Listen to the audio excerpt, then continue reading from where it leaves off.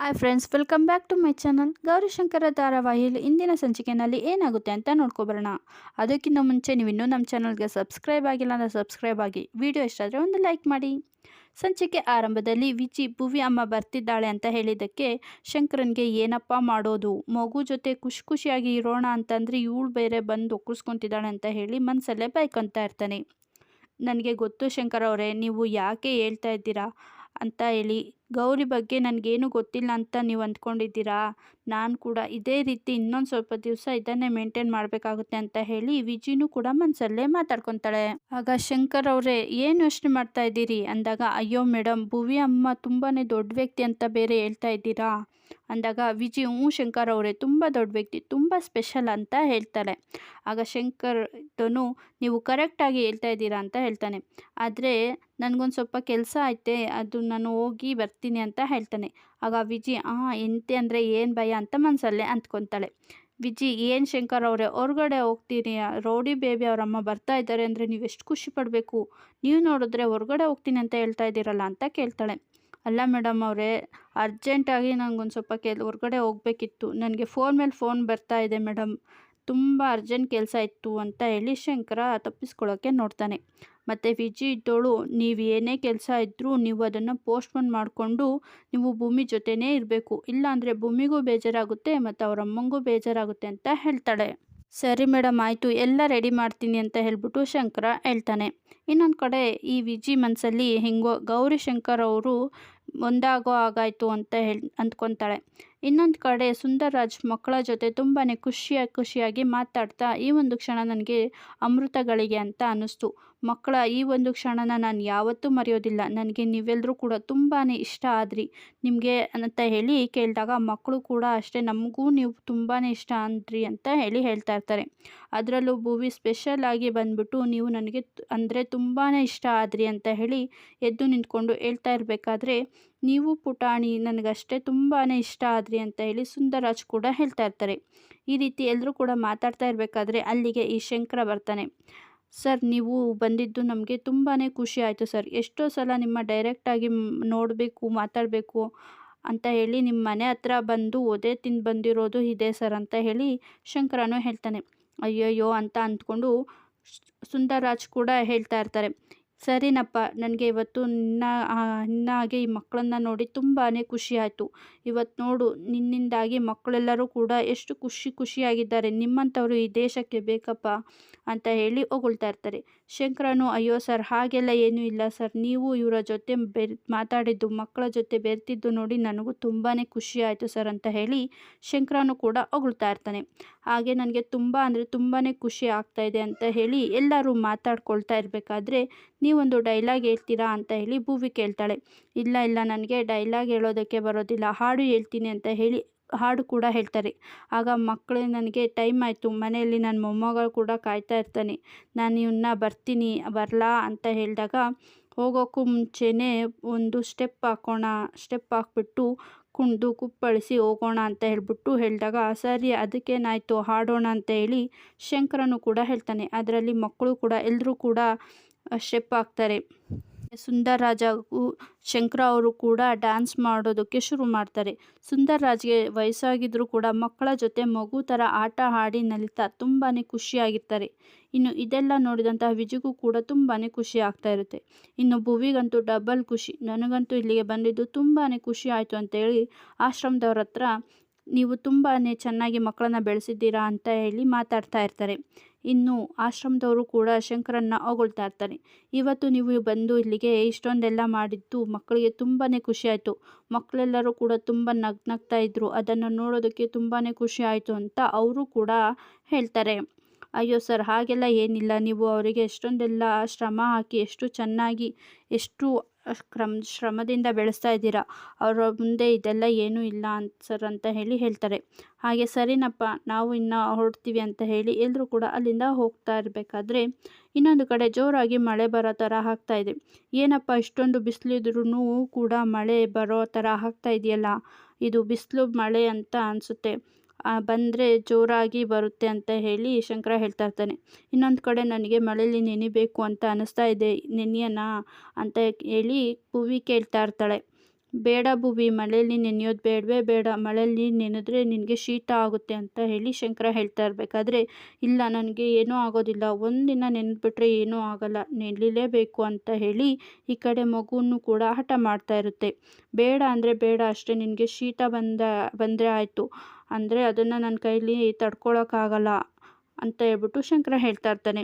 ಇನ್ನೊಂದು ಕಡೆ ವಿಜಿ ಇದನ್ನೆಲ್ಲ ನೋಡ್ತಾ ತುಂಬಾ ಖುಷಿಯಾಗಿರ್ಬೇಕಾದ್ರೆ ಶಂಕರನಿಗೆ ಒಂದು ಕ್ಷಣ ಗೌರಿ ಜೊತೆ ನೆನೆದಂತಹ ನೆನಪುಗಳು ಕಾಡೋದಕ್ಕೆ ಶುರು ಮಾಡುತ್ತೆ.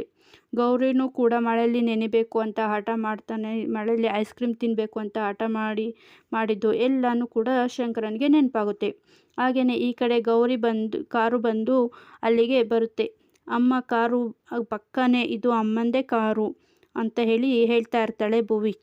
ಅಮ್ಮ ಬಂದ್ಲು ಅಂತ ಅನಿಸುತ್ತೆ ವಿಜಿ ಅಂತ ಹೇಳಿ ಮಗು ಹೇಳ್ತಾ ಇರಬೇಕಾದ್ರೆ, ಅತ್ತಿಗೆವ್ವ ಬಂದರು ಅಂತ ಅನಿಸುತ್ತೆ ಕಣಲ್ಲ, ಅತ್ತಿಗೆವ್ವ ನಮ್ಮನ್ನ ಇಲ್ಲಿ ನೋಡಿದ್ರೆ ಅಷ್ಟೇ ಅಂತ ನಮ್ಮ ಕತೆ ಬಾರ್ಲ, ಫಸ್ಟ್ ನಾವು ಇಲ್ಲಿಂದ ಓಡೋಗೋಣ ಅಂತ ಹೇಳ್ಬಿಟ್ಟು ಕೋಳಿ ಮತ್ತು ಚುರುಮುರಿ ಇಬ್ಬರು ಕೂಡ ಅಲ್ಲಿಂದ ಓಡೋಗ್ತಾರೆ. ಇನ್ನೊಂದು ಕಡೆ ಶಂಕರ ಬಂದೇ ಬಿಟ್ಲಾ, ಏನಪ್ಪ ಮಾಡೋದು ಅಂತ ಹೇಳಿ ಅವರು ಕೂಡ ನಿಂತ್ಕೊಂಡಿರ್ತಾರೆ.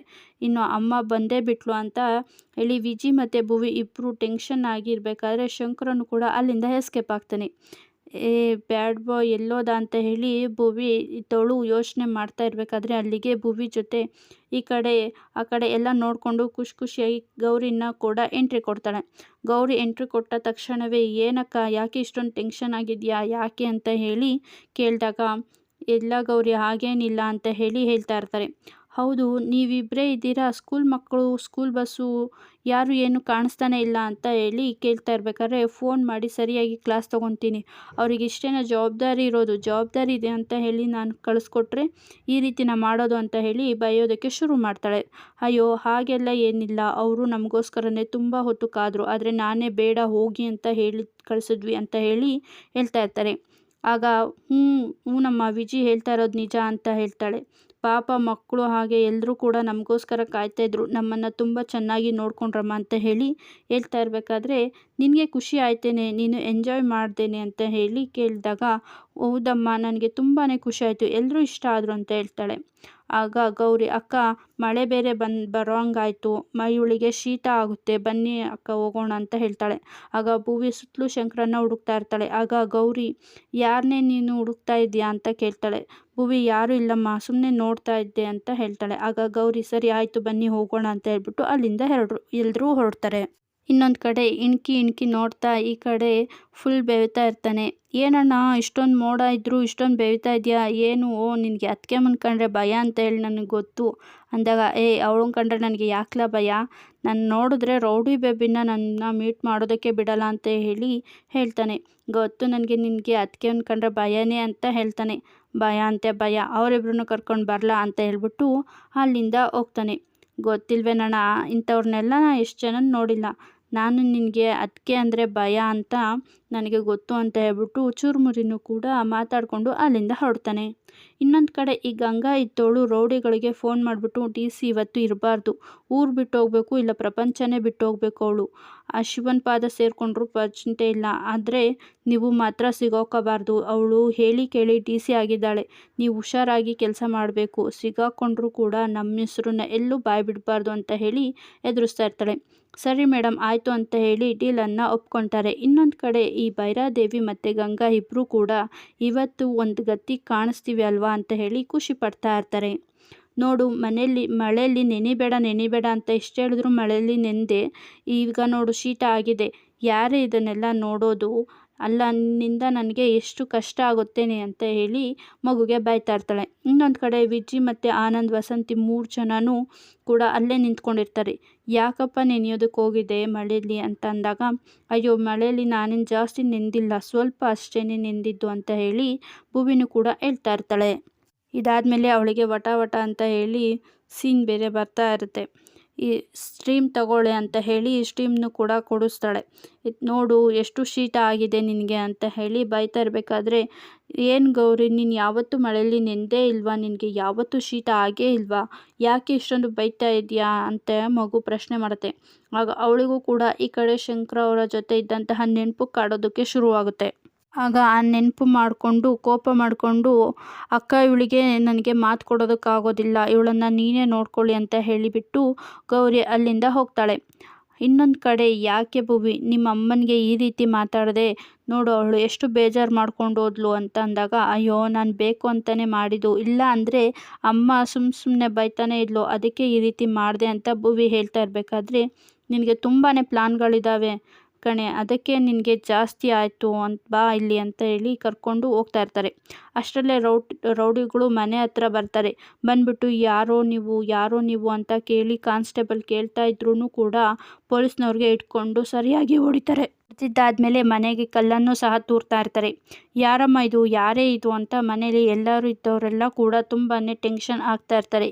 ಯಾರೋ ರೌಡಿಗಳು ಅಂತ ಅನಿಸುತ್ತೆ. ಗೌರಿ ಏನೇ ಮಾಡೋದು ಇವಾಗ ಅಂತ ಹೇಳಿ ಎಲ್ಲರೂ ಭಯದಲ್ಲಿ ಇರಬೇಕಾದ್ರೆ, ನೀನೇನು ಟೆನ್ಷನ್ ಮಾಡ್ಕೋಬೇಡಿ, ಒಂದು ಸ್ವಲ್ಪ ಹೊತ್ತು ಸುಮ್ಮನೆ ಕುಂತ್ಕೊತೀರಾ, ನಾನು ಮಾಡ್ತೀನಿ ಇವರಿಗೆಲ್ಲ ಒಂದು ಗತಿನ ಅಂತ ಹೇಳಿ ಗೌರಿನೂ ಕೂಡ ಭಯ ಆಗ್ತಾ ಇರುತ್ತೆ. ಆದ್ರೂ ಕೂಡ ಫೋನ್ ತೊಗೊತಾಳೆ. ಫೋನ್ ತೊಗೊಂಡು ಇನ್ಸ್ಪೆಕ್ಟರ್ಗೆ ಇನ್ಫಾರ್ಮ್ ಮಾಡ್ತಾಳೆ. ಗೌರಿ ನನಗೆ ತುಂಬಾ ಭಯ ಆಗ್ತಿದೆ ನಮ್ಮ, ಇದು ಯಾರಿರಬಹುದು ಅಂತ ಹೇಳಿ ವಸಂತಿ ಆನಂದ್ ಅಂತ ಕೇಳ್ತಾ ಇರ್ತಾರೆ.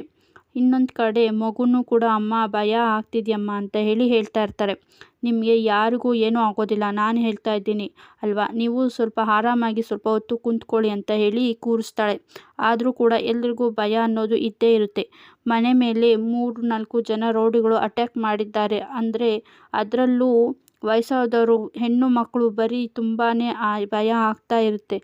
ಈ ಗೌರಿನೂ ಕೂಡ ಇನ್ಸ್ಪೆಕ್ಟರ್ಗೆ ಫೋನ್ ಮಾಡ್ತಾಳೆ. ಇನ್ಸ್ಪೆಕ್ಟರ್ ಕೂಡ ಇನ್ನೇನು ಬರ್ತಾರೆ, ನೀವೇನು ಭಯ ಬೀಳಬೇಡಿ, ಪೊಲೀಸ್ಗೆ ಇನ್ಫಾರ್ಮ್ ಮಾಡಿದ್ದೀನಿ ನಾನು ಅಂತ ಹೇಳಿ ತಕ್ಷಣವೇ ಅಲ್ಲಿ ಸೈರನ್ ಕೂಡ ಆಗುತ್ತೆ. ಜೀಪ್ರು ಎಲ್ಲರೂ ಕೂಡ ಪೊಲೀಸ್ ಬಂದರು ಅಂತ ಹೇಳಿ ಓಡೋಗ್ಬಿಡ್ತಾರೆ. ಇನ್ನು ಬನ್ನಿ ಆಚೆ ಬಂದು ನೋಡೋಣ ಅಂತ ಹೇಳಿ ಬಂದು ನೋಡ್ತಾರೆ. ಇನ್ಸ್ಪೆಕ್ಟರ್ಗೆಲ್ಲ ಸರಿಯಾಗಿ ಹೊಡೆದಿರ್ತಾರೆ.